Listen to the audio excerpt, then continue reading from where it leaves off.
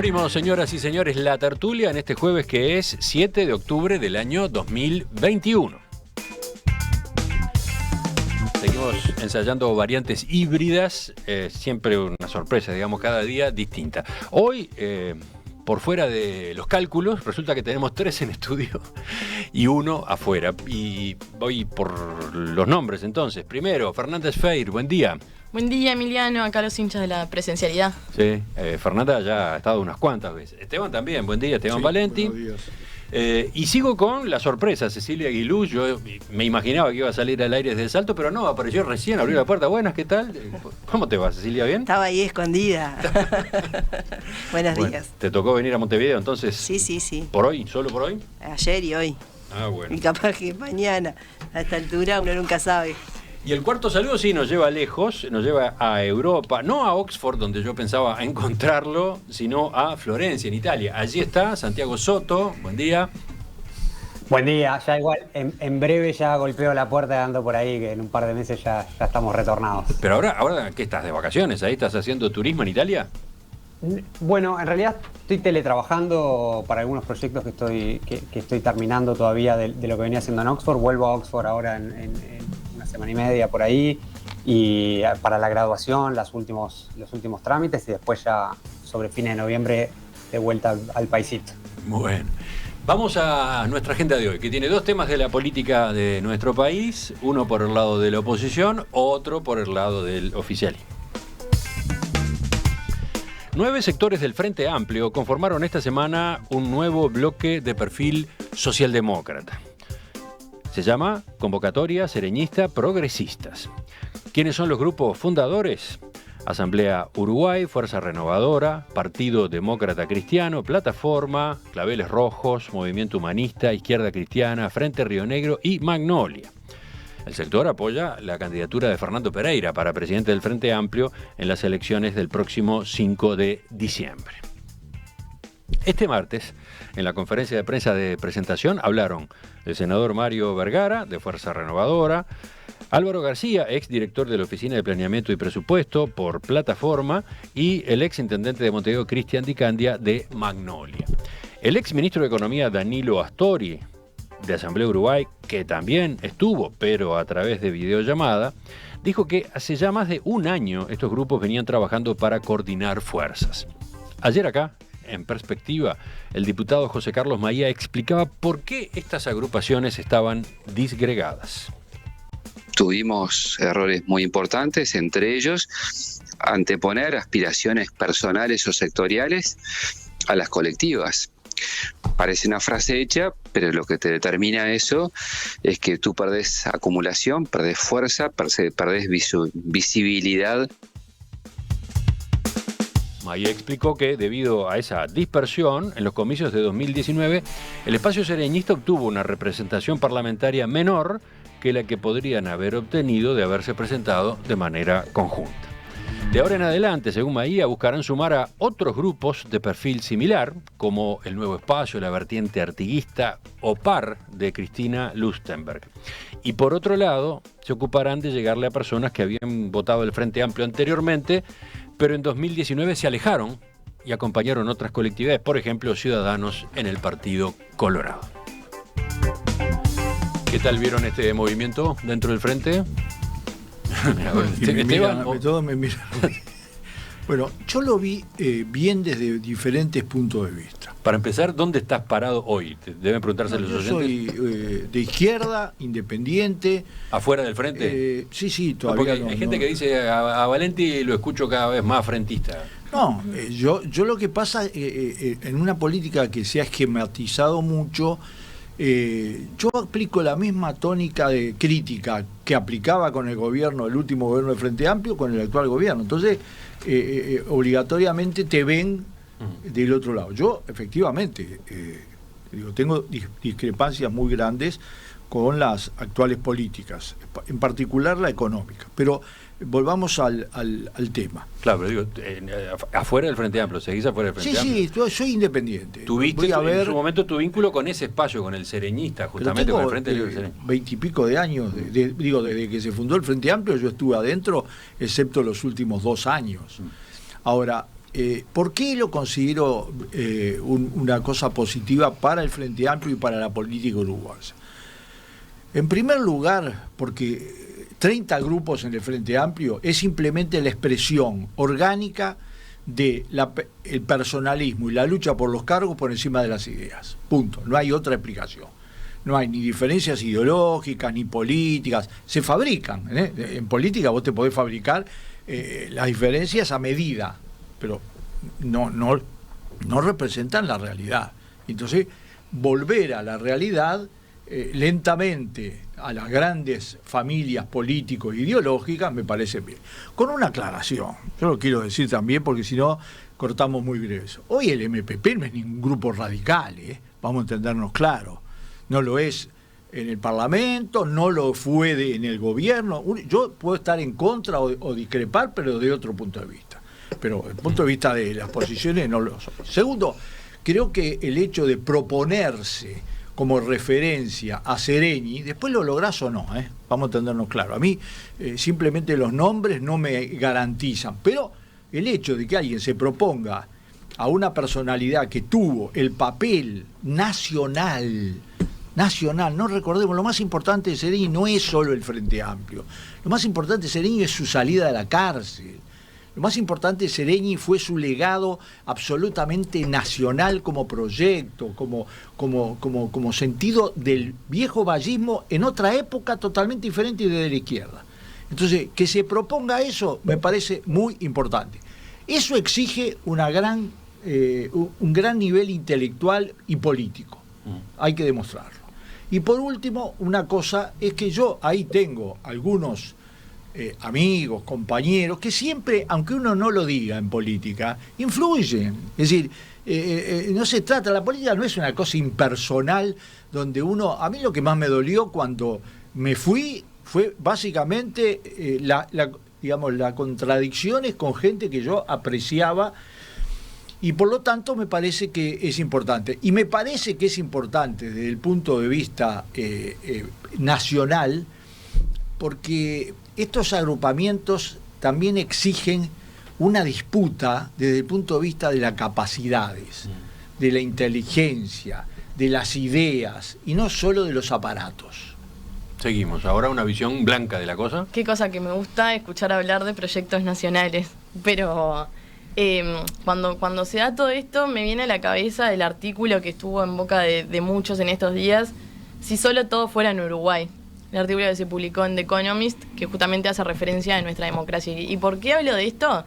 Porque entiendo al Frente Amplio como necesario y como útil para la democracia uruguaya. Justamente es eso lo que tenemos que cuidar. Entonces tenemos que cuidar lo que yo entiendo la mejor versión del Frente Amplio. La mejor versión del Frente Amplio, que esto, ojo, no significa que yo no quiera ganarle hasta en las bolitas al Frente Amplio. Pero, claro, lógico. Pero no sabés jugar a la bolita. No me pruebe que capaz que les ganamos también. No, pero justamente cuidar la mejor versión del Frente Amplio, que significa la izquierda que dialoga, la izquierda más dialoguista. Yo no quiero llegar a las elecciones y tener una izquierda aislada, esa izquierda que se precipita, que es lo que hemos visto en estos últimos tiempos, la muestra más predominante del MPP y el Partido Comunista en el Frente Amplio. Y es más, me parece lógico y entiendo que quieran ir por el voto del centro, porque, a ver, en Uruguay, si vemos, la mayoría de las personas se definen como centro, y hay una cosa que me parece está bueno destacar, que vayan por el voto del centro colorado. No quiero que se entusiasmen mucho con el voto del centro blanco, porque les advierto que el wilsonismo se viene y no quiero que se ilusionen con un voto que naturalmente esperemos poder captar. Pero creo que es una muy buena noticia para el sistema político. Dejamos a Cecilia para el final y escuchamos ahora a Santiago. Sí, a ver, yo coincido con algunas de las cosas que se dijeron anteriormente. Creo que es un buen marco de análisis, quizá pensarlo como en un embudo más de lo general a lo particular. Yo creo que primero hay un sentido de oportunidad del espacio de la centroizquierda en el Uruguay. Yo, Fernanda, con todo respeto, pero yo veo el wilsonismo muy debilitado en el Partido Nacional, casi inexistente en el Partido Colorado del vallismo. Las corrientes, digamos, que eran más cercanas, digamos, o que a las que han estado más en disputa en el ámbito quizá ideológico, de sentido a nivel nacional, creo que ahí hay un espacio que tiene un sentido de oportunidad esta alianza que se plantearon quienes se ponen esto al hombro. En segundo lugar, creo que hay un tema de equilibrios más mirado desde el Frente Amplio. Yo creo que la sociedad uruguaya no es casual que durante 15 años se vio reflejada en el equilibrio que generaba Pepe, Danilo y Tabaré, por decirlo, en 3 personas. Creo que era un reflejaba de alguna manera, o por lo menos generaba un equilibrio que después se traducía en otras cuestiones del funcionamiento interno también del Frente Amplio, que en el último tiempo están en transformación, sin lugar a dudas están en transformación, y el espacio del serenismo, progresistas, era sin lugar a dudas una de las patas que en ese sentido de equilibrios, en el que creo que insisto, equilibrio pensado como el Frente Amplio, cómo se reflejaba la sociedad en el Frente Amplio en lo que era la sociedad uruguaya en los últimos años, era un sector que claramente estaba en un periodo de transición y está todavía, y incluso por algunos momentos muy, muy desdibujado. Y para el último punto, hay un tema electoral también, de ingeniería electoral, y esto lo voy a decir súper rápido, pero la expresión en términos de los cargos legislativos que tuvo ese sector en el Parlamento, dentro de la bancada del Frente Amplio, responde a una ingeniería electoral muy perjudicial para su representación, sobre todo en la Cámara de Representantes, que después podemos andar un poco en las razones. Pésima. Sí, pésima. Básicamente uno puede acumular en el sistema electoral, perdón Emiliano, pero sí, nada más para darle contexto a quienes no son más como de la cuestión más del hilado fino electoral. En Uruguay uno puede acumular votos a nivel del Senado, o sea, las listas que el Senado es la circunscripción, si bien las 2 circunscripciones, también la de representantes es nacional, en el nivel del Senado claramente tiene un sentido nacional y se puede acumular entre listas. A nivel departamental, las listas de representantes no acumulan votos en el propio departamento.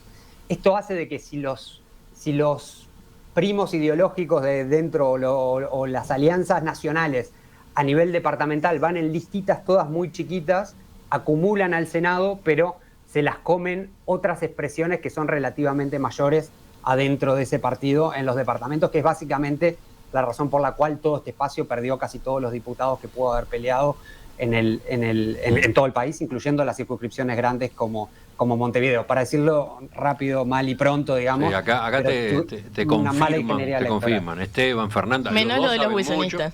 Menos la parte de los wilsonistas que ahí vamos a ver. Me imagino, no, ese punto lo quedó claro para decir.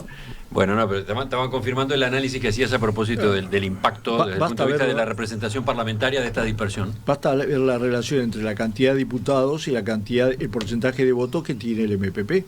Hizo muy simple, no hizo ingeniería, fue con su fuerza, pero era tanto mayor que obtuvo una cantidad de diputados impresionante. Bueno, y Cecilia, ¿tú qué decís? Bien, yo creo con certeza de que los sectores son los que en definitiva le dan la movilidad a la estructura. Por lo tanto, cada vez que se crean corrientes, y en este caso dentro del Frente Amplio, porque tienen afinidades ideológicas, pero también electorales, porque todo tiene la parte política y la parte electoral, me parece importante. ¿Por qué? Porque le da una movilidad dentro a cada uno de los partidos, y esa justamente es la esencia, y es parte de la adaptación que tienen que tener, porque yo creo que acá lo que está pasando es que el Frente Amplio está pasando por una etapa de adaptación. Se tuvo que adaptar a ser oposición, le costó, pero se está adaptando ahora sí, yo creo que rápidamente. El fenómeno de la elección interna que tienen, que creo que es ahora en diciembre, el 5, ¿no? El fenómeno de la elección interna y esa necesidad de generar acuerdos para poder ir con fuerza a presentar cada uno el candidato que respalda.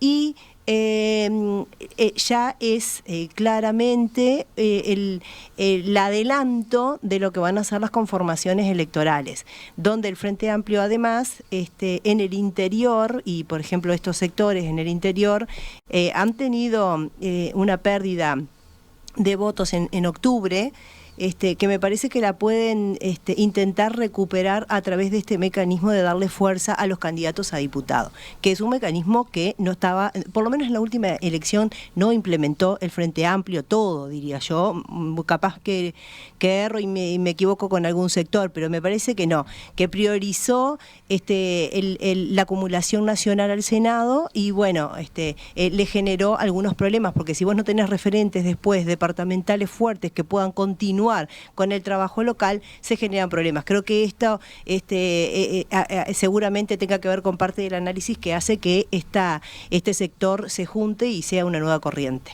De por medio también está la renovación generacional, ¿no? No había ninguna mujer hablando digo, en todo el proceso que está viviendo el Frente Amplio, ¿no? Además de que se está adaptando a hacer oposición, además se está renovando sus liderazgos, ¿no? Parada. Verdad, estaba parada. Sí, pero no había ninguna... efectivamente la observación de que hace Fernández es correcta. No, pero yo escuché, yo vi todo, busqué y vi, y sí, tres mujeres hablaron. Sí. Entonces, de hecho, la prensa no levantó, claro. No, de hecho, creo que levantaron, sí. Digo, para hacer la aclaración que me parece que... Está interviniendo Santiago también, para escucharlo tienen que ponerse los auriculares. O presentás mujeres o te incinerás públicamente. Y no es casual, es un cambio en la cultura política del Uruguay. Y es bueno. Muy bueno, muy bueno. Yo quería... Santiago, ¿qué decías tú? No, que yo había visto que estaba así representando a los jóvenes, creo, de este espacio, una chica de Colonia, creo que es Laura, que estaba ahí, que habló, pero no lo vi todo no lo vi todo, sino que vi segmentos. Nos retractamos entonces. Bueno, yo quería hablar de otro aspecto que tiene que ver con esta formación y que tiene que ver con la situación política nacional, que es cómo se está procesando a nivel mundial el tema que también influye en el Uruguay, siempre influyó en el Uruguay, con sus particularidades, ¿no? El Uruguay siempre fue un bicho raro, ¿no? De hecho, el Frente Amplio, votando bajo el lema demócrata cristiano, los comunistas, para explicarlo en Italia había que ser mandrake. Me acuerdo a Wilson Ferreira explicándoselo al presidente de la Unión Mundial Demócrata Cristiano y no le podía creer. Pero bueno, ¿qué pasa? Que se está produciendo en Europa, que aunque no queramos es una referencia importante, pero también en Canadá, también en, digamos, como señal en los Estados Unidos con Biden, aunque su política en muchos aspectos no ha cambiado, al contrario. Pero, a ver, es la primera vez en 60 años que 5 estados nórdicos tienen gobiernos socialdemócratas. Viste que todo el mundo tiene la imagen que ahí gobierna... No, los 5 tienen gobiernos... Acaba de ganar en Alemania la socialdemocracia con un aumento de 9 puntos y una caída estrepitosa con una primer ministra de primer nivel mundial en todo sentido. Menos mal... ¿Caída estrepitosa de? De la CDU-CSU. Entonces, con otro hecho, la caída a la mitad de la izquierda. Lo que se llama la izquierda cayó a la mitad, pero los socialdemócratas se la comieron toda esa parte. Después en Italia, este fin de semana hubo elecciones en 1.281 comunes, entre ellos ciudades grandes como Turín, Génova, Roma, Milán. Arrasó la centroizquierda, arrasó.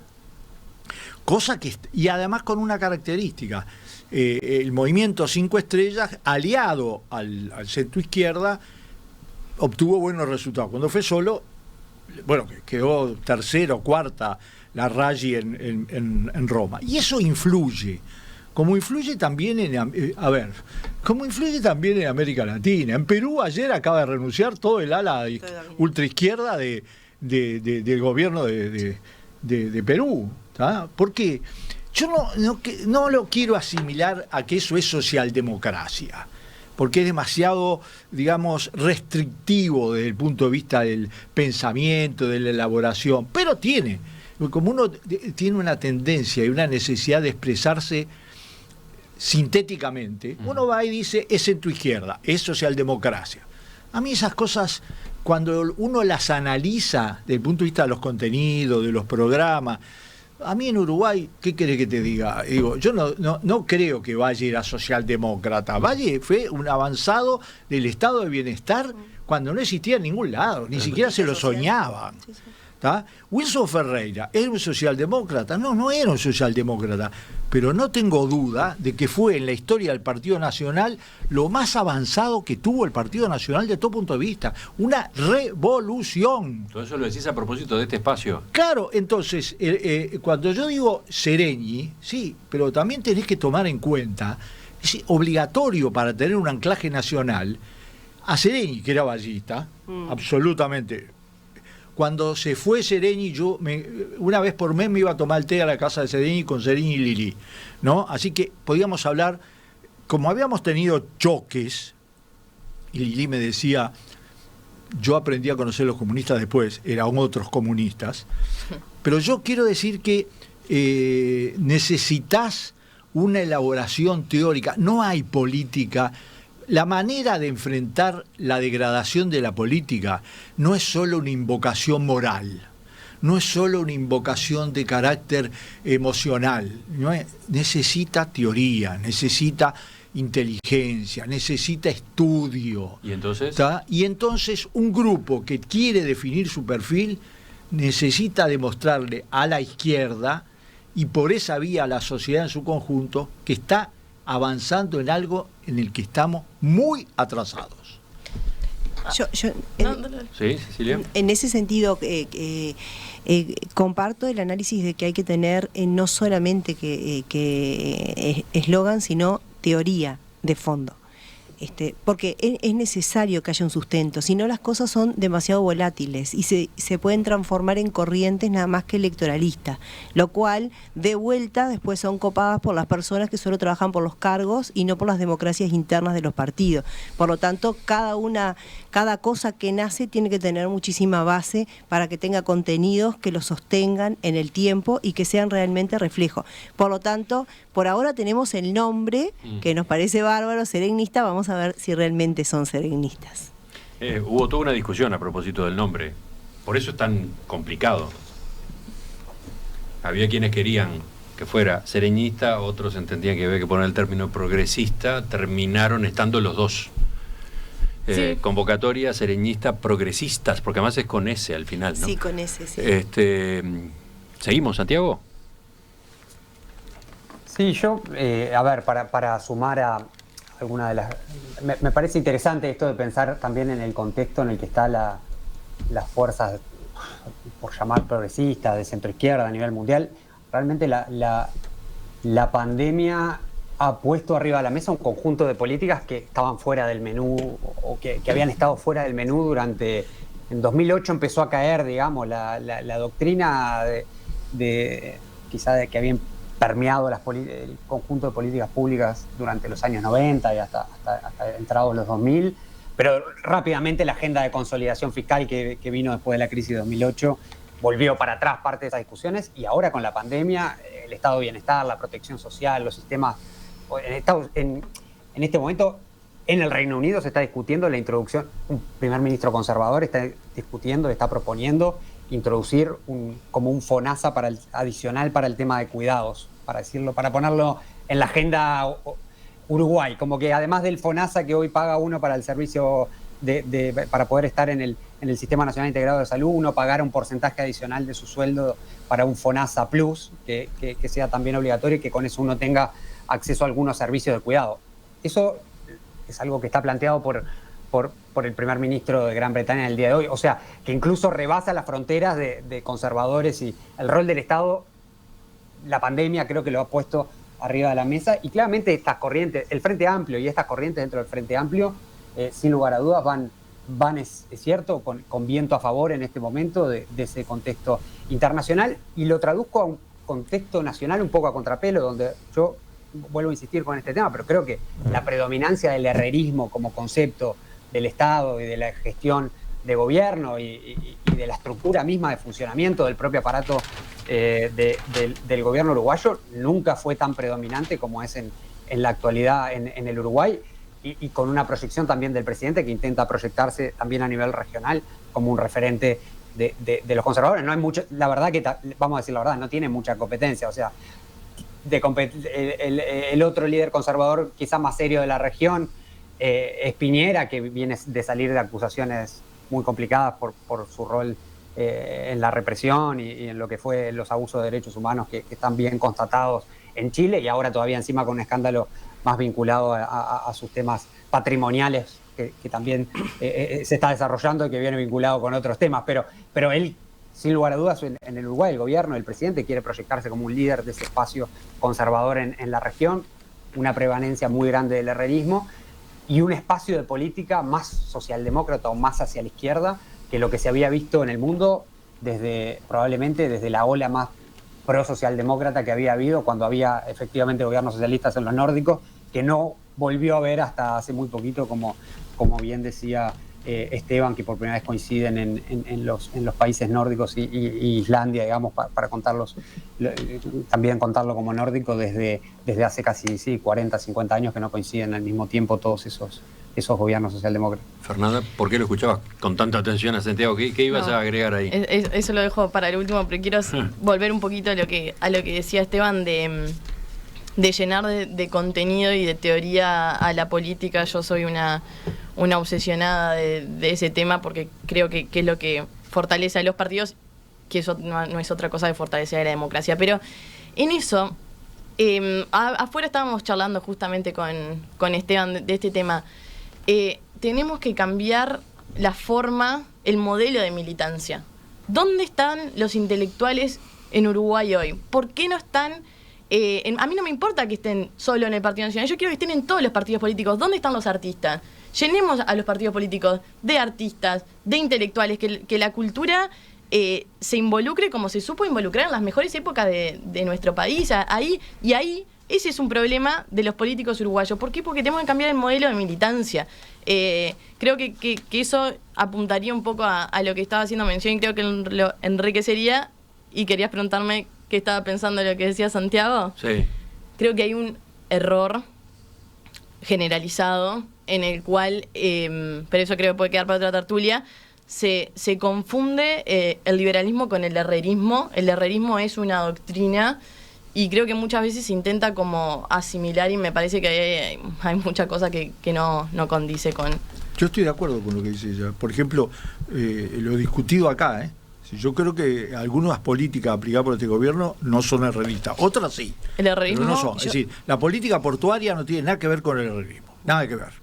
Herrera era un fanático contra las bases. Y nosotros acá tenemos 60 años por delante de control hasta que lo vendan del puerto de Montevideo, ¿no? Por parte de alguien de los belgas.